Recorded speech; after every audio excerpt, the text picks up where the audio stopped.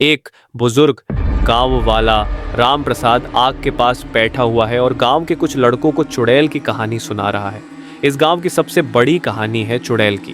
कहते हैं कि वो चुड़ैल एक समय में इंसान थी, लेकिन धोखा और प्यार में मिलने वाले दुख ने उसे चुड़ैल बना दिया। उनका नाम था कामिनी। गांव के एक लड़का बोला, दादाजी, वो चुड़ैल आखिर क्यों इतनी खतरनाक बनी? राम प्रसाद बोला, ये बात तब की है जब कामिनी इस गांव की सबसे खूबसूरत लड़की थी। उसकी आंखें ऐसे चमकती थीं जैसे रात के अंधेरे में जुगनू। लेकिन उसके साथ जो हुआ वो किसी के साथ नहीं होना चाहिए था। कामिनी की जिंदगी में एक मोड़ तब आया जब उसकी मुलाकात एक शहर से आए नौजवान राजेश से हुई। राजेश एक बड़ा अफसर बनने का सपना देखता था और कामिनी उसके लिए अपनी जान देने को तैयार थी। लेकिन उस प्यार की कहानी में बदनसीबी लिखी थी। राजेश और कामिनी को चुपके से मिलते हुए दिखाता है, चांदनी रात के नीचे वादे करते हुए। कामिनी बोली, राजेश, तुम मुझे कभी नहीं छोड़ोगे ना? राजेश बोला, कभी नहीं कामिनी, मैं तुमसे बेतहाशा मोहब्बत करता हूँ। जैसे ही दृश्य अनफोल्ड होता है, गांव में राजेश के धोखे की अफवाहें फैलने लगती हैं। कामिनी को राजेश के अन्याय का पता चलता है। वह उसे एक दूसरी लड़की के साथ देखती है।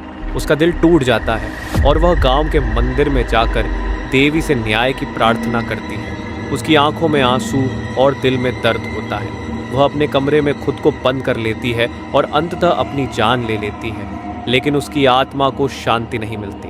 उसका प्यार, गुस्सा और बदला उसे चुड़ैल बना देता है। फ्लैशबैक समाप्त होता है और हम वर्तमान में लौटते हैं, जहां राम प्रसाद अपनी कहानी जारी रखते हैं। राजेश ने कामिनी को धोखा दिया। वो सिर्फ शोहरत और दौलत के लिए उसका इस्तेमाल कर रहा था। जब कामिनी को इस बात का पता चला, उसका दिल टूट गया और उसने अपने जीवन का अंत कर लिया। लेकिन उसकी आत्मा को शांति नहीं मिली। कहते हैं कि उसकी आत्मा इस जंगल में भटक रही है, अपने साथ हुए अन्याय का बदला लेने के लिए। वर्तमान में कुछ दोस्त इस कहानी के बारे में जानने की जिज्ञासा रखते हैं और जंगल के उस हिस्से को देखने का फैसला करते हैं जहां चुड़ैल का साया है। एक दोस्त बोला, सुना है कि रात के वक्त यहां से गुजरते वक्त लोगों ने चुड़ैल की चीख सुनी है। दूसरा दोस्त बोला, हाँ, और कुछ लोग तो कहते हैं कि उसने उन्हें बुलाया भी है। क्या हम वहां चलकर नहीं देख सकते? तीसरा दोस्त बोला, मुझे नहीं लगता कि यह सही विचार है, लेकिन अगर तुम सब चल रहे हो तो मैं भी चलूंगा। समूह सहमत होता है और रात को घने जंगल की ओर बढ़ता है। चांद पूरी तरह चमक रहा है और पेड़ों की छाया डरावनी लग रही है। जैसे जैसे वे जंगल में गहराई तक जाते हैं, अजीब आवाजें उन्हें घेर लेती हैं। पत्तियों की सरसराहट, दूर से आती फुसफुसाहट और अचानक एक खौफनाक हंसी गूंजती है। तीसरा दोस्त बोला, ये आवाज तो बिल्कुल वैसी ही है जैसी लोग कहते हैं। वे एक खुली जगह पर पहुंचते हैं जहां पेड़ों के बीच से एक छाया निकलती है। उनके सामने एक भयानक चुड़ैल खड़ी होती है। लंबे बिखरे बाल, लाल जलती हुई आंखें और खून से सनी साड़ी पहने हुए। चुड़ैल फुसफुसाते हुए बोली, तुम सबको मुझसे मिलने का शौकत है? आओ मेरे साथ खेल खेलो। दोस्त डर से कांपते हैं और जैसे ही चुड़ैल उनके पास आती है, वे चीखते हुए गांव की ओर भागते हैं। गांव में लौटने के बाद दोस्त इस भयानक मुठभेड़ के बारे में गांव वालों को बताते हैं। पहला दोस्त बोला, वो सच में वहां थी। हमने अपनी आंखों से देखा। वो चुड़ैल जिंदा है और वो हमें मारना चाहती है। एक गांव वाला बोला, हम जानते थे कि वो वहां है, लेकिन इतने सालों से उसने किसी को नुकसान नहीं पहुंचाया था।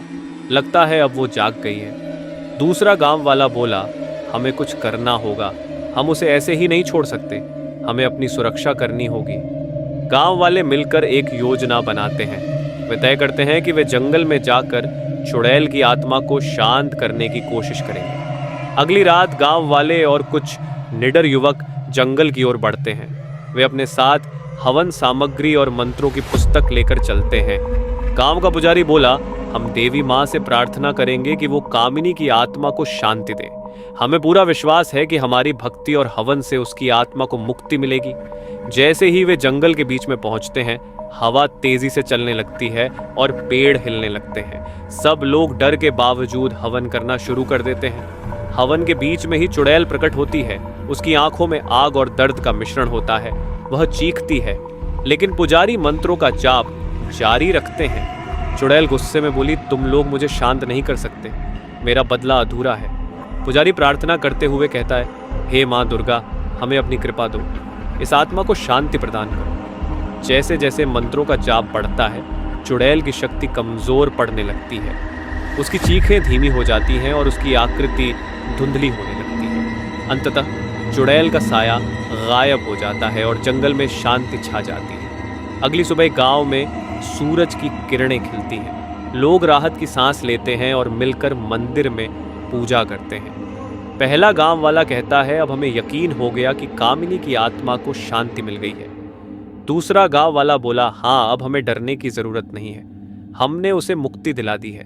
गांव में खुशहाली लौट आती है और लोग अपनी सामान्य जिंदगी में वापस लौट आते हैं। तो दोस्तों, आपको ये कहानी कैसी लगी कमेंट में बताइए, और चैनल पर नए हैं तो चैनल को सब्सक्राइब करना ना भूलें। चलिए फिर मिलते हैं ऐसे ही डरावने और मज़ेदार वीडियो के साथ। तब तक के लिए बाय दोस्तों।